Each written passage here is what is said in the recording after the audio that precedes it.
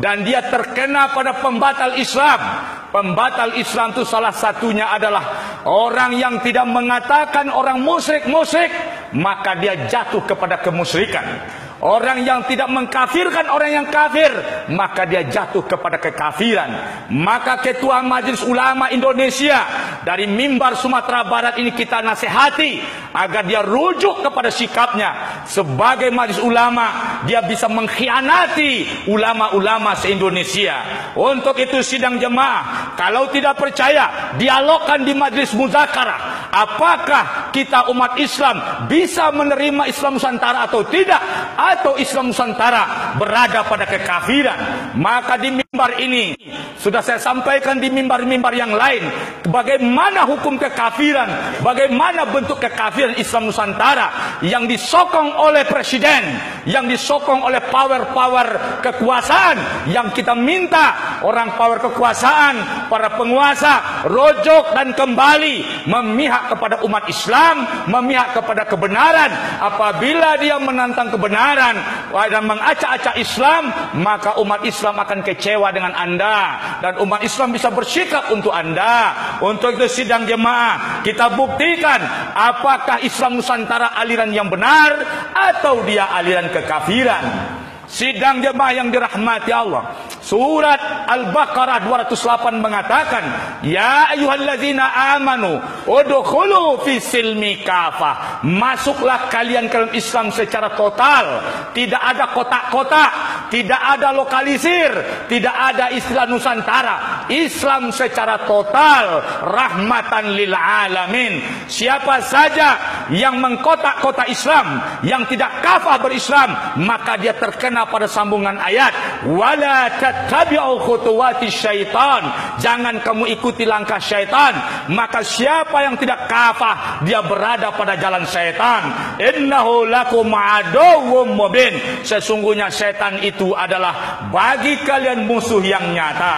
Juga sidang jemaah bertentangan dengan ayat berikutnya, inna dina indallahil Islam. Sesungguhnya din yang diakui oleh Allah hanya Islam.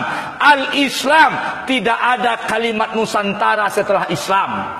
Yang diakui oleh Allah Islam yang tanpa ada sambungan Nusantaranya. Al-Islam, Al-Islam kalimat ma'rifah. Islam yang kita kenal seperti dikenal oleh Nabi Muhammad SAW. Islam yang dianut oleh para sahabat, Islam yang dianut oleh para tabi'in, Islam yang dianut oleh salafus saleh, Islam yang dianut oleh pahlawan-pahlawan ulama Indonesia, yaitu Imam Bonjol, Diponegoro, dan ulama-ulama lainnya. Jadi sidang jemaah yang dirahmati Allah, seandainya Anda datang dengan Islam yang ada embel-embel Nusantaranya, maka ini tidak ada hujahnya dan tidak diterima oleh Allah Subhanahu wa taala. Kenapa? Wa may yabtaghi ghairal islamu dinan falayuqbala minhu. Siapa saja yang datang dengan selain Islam, al-Islam sebagai agama, dia cari al-Islam atau al-Islam ditambahnya Nusantara, tidak diterima oleh Allah. Wa huwa fil akhirati minal khasirin. Dia nanti di akhirat akan merugi, dia menyesal, artinya masuk neraka. Sidang jemaah yang dirahmati Allah, Islam Nusantara bertentangan dengan banyak ayat, prinsip-prinsip yang sudah baku dalam Al-Quran, yaitu amru daruri fid din, bertentangan dengan ajaran Al-Quran dan Sunnah yang ada, yang dipakai oleh kita, yaitu ahlu sunnah wal jamaah. Sidang jemaah yang dirahmati Allah, lebih terang apa itu Islam Nusantara. Gembong Islam Nusantara adalah Said Agil Sirat, yang menurut ulama NU yang lain dia adalah Syiah. Dia Syiah sidang jemaah. Terus gembong Islam Nusantara siapa lagi? Yahya Saquf. Siapa itu? Dia adalah orang yang pro Yahudi yang datang ke Israel ketika umat Islam sedang Yerusalem diambil oleh dipermainkan oleh Israel. Umat Islam heboh sedunia, umat Islam berkabung karena kejahatan Israel. Dia datang menjilat ke Israel dan dia adalah gembong Islam Nusantara. Siapa lagi gembong Islam Nusantara? Dia adalah yaitu menteri olahraga yang menghalalkan judi bola, yang menghalalkan judi bola. Dialah yang mensosialisasikan senam Islam Nusantara. Sidang jemaah, siapa Islam Nusantara? Maka kebanyakan mereka yang pro Islam Nusantara adalah pembela penista agama. Siapa itu sidang jemaah? Lihat sajalah pembela-pembela penista agama hari ini berdiri bersama Islam Nusantara. Sidang jemaah yang dirahmati Allah, siapa lagi sidang jemaah pembela Islam Nusantara? Banyak sidang jemaah, ada Syiahnya, ada liberalnya, ada jilnya, ada jimnya. Semua mereka merapatkan barisan membela Islam Nusantara, karena mereka sebenarnya sidang jemaah Islam Nusantara ini kemasan barang lama kemasan baru.